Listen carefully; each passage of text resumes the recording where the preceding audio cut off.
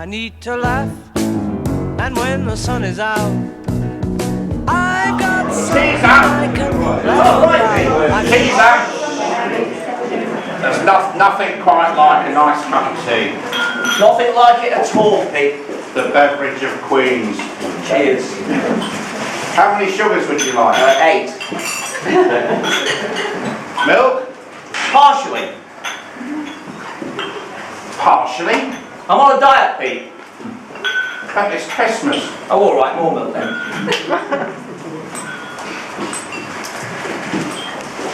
So you're going to be playing the piano tonight? I am, Pete. I'm going to play a boogie-woogie version of Cosi Fanny Tutti by Claude Debussy that he wrote 40 years before we ever heard it. Oh, yes. Claude Debussy, yes. Debussy used to write naked, didn't he? Well, it was very hot where he lived, in Tahiti. And he had a wonderful ear for music, though. Oh, he did. That, of course, was his left ear. Yes, right. His right ear was terrible. But in the end, he had to bite it off and send it to Queen Victoria.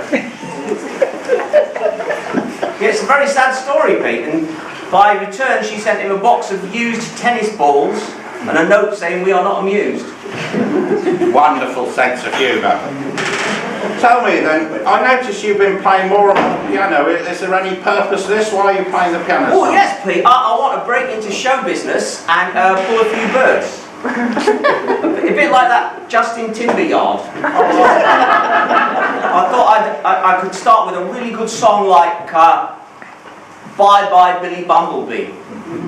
Bye bye Billy Bumblebee, bye bye. Bye bye Billy Bumblebee, bye bye. Bye bye Billy Bumblebee, bye bye. That's a wonderful song.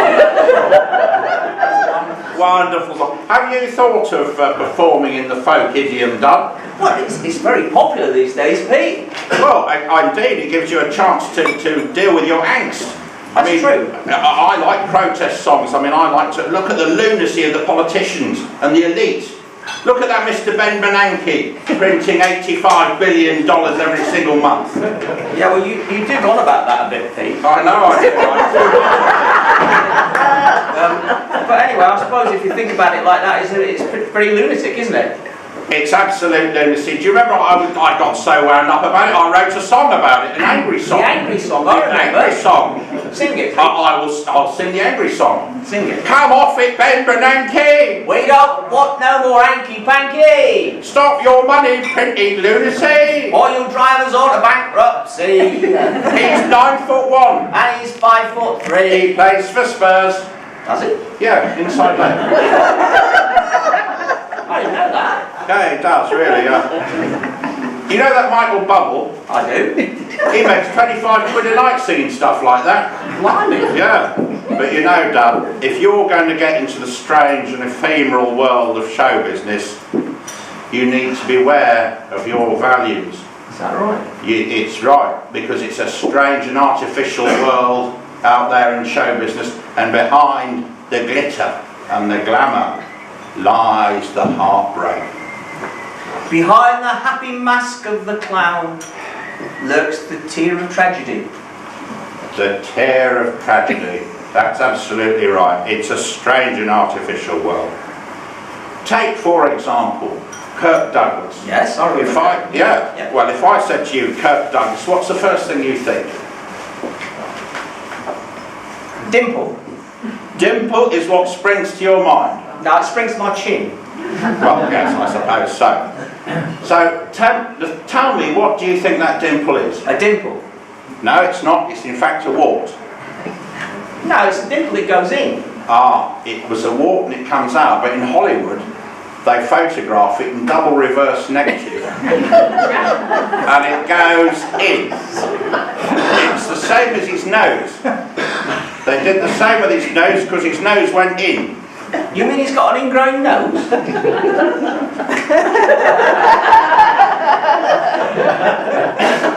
He has. He's got an ingrown nose, and every time he sneezes, it nearly kills him.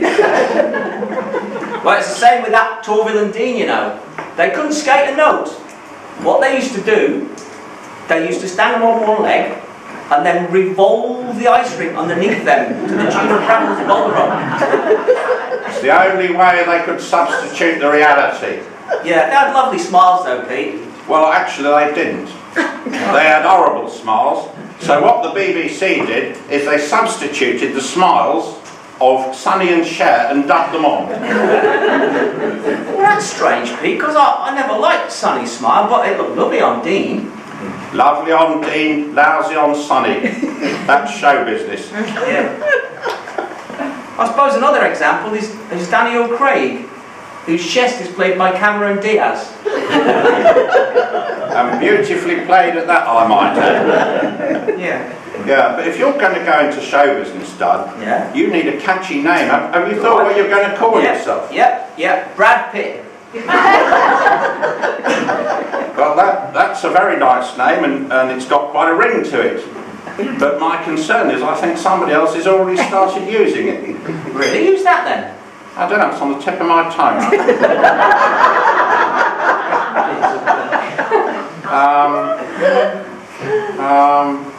Brad Pitt. That's it, Pete. That's Brad Pitt. Brad Pitt. No, Brad Pitt, not Brad Pitt. Yes, Pitt. All right. Anyway, Brad Pitt is using the name Brad Pitt, not altogether unreasonably, I suppose. And he's got a big trouble though, you know. What's that? And he can't sit down. He unfortunately has an ailment of what you might call The bottom. yes, of the bottom. He has an ailment of his bottom, and he is unable to sit down. That's tragic. It's tragic. So he has to have a bloke come in and stand in for his bottom. Sort of sitting for his bottom, really. No, I suppose you're right. He does the sitting for Brad Pitt's bottom. And you know that bloke is? No, I don't. John Prescott. Lord John Prescott on Kingston upon Hull. The very same Lord John Prescott, former Deputy Prime Minister, sits in his bottom for Brad Pitt. That's very interesting, Pete. It is. It's very interesting. In fact, it's so interesting. What were we going to say next? I think you were going to tell me about Ben Bernanke. Yeah, I was. Probability, Pete. I wasn't going to talk about Mr. Bernanke again. I was going to talk about the bottom. Well, who would have thought it? Two Jack. I was going to say more about Ben. I was going to say more about John Prescott. Well, yeah, do you remember the credits at the end of Troy? Yeah. It said starring Brad Pitt, not unreasonably, with the associated bottom of John Prescott. Well, so we got second billing then. He got the second billing, but the trouble is, on the next movie, he's demanding now, it says, starring John Prescott's bottom with guest star Brad Pitt. he's let his bottom go to his head.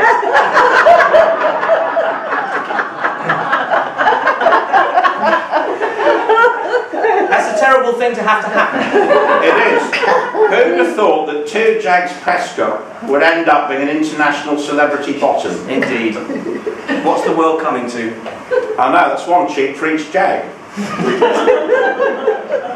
Anyway, Dad. Yes. As you're going to show business more or less with immediate effect, have you... And permanently as well. Oh, permanent. Oh, that's great. I'm not coming back, Pete. Oh dear. Once the bright lights of Hollywood get hold of me, They're going to hold you. they're going to hold me, yeah. Hold you in Hollywood, Yeah. as opposed to Holyrood. Yeah, I've told Mrs. Woolley I'm not going.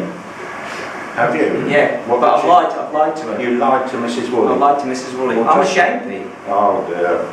But, Poor Mrs. Woolley. yeah. Are you going before Christmas? Well, it's alright, she's still got her paper knickers to iron. Oh, She'll be alright. it keeps her busy. It does, She yeah. loves ironing the knickers, yes. Tell me, have you auditioned for any parts this Christmas time? Well, Pete, not yet, but I am going for the part of Father Christmas in MGM's remake of In Miracle on 34th Street. Well, that's a very fine part. The only thing that occurs to me is that Father Christmas is normally played by somebody who is sort of rather large and perhaps bearded, whereas you are less long and less wide than the typical candidate.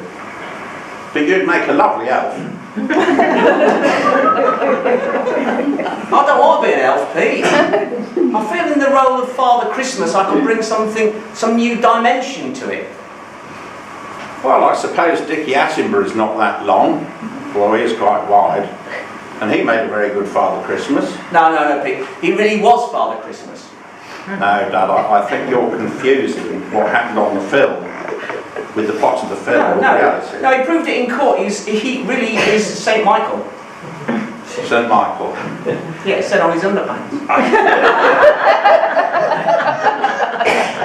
And so you are satisfied then that there is in fact a Father Christmas. I am completely convinced by the story. You are? I am. And it's actually Dickie Attenborough? It is. Right. Well, if you get the role, yeah, who are you going to get to play your beard? Sharon Stone. A very good choice, I would have thought that. And I will wish you a very happy Christmas. Happy Christmas, Pete. Happy Christmas.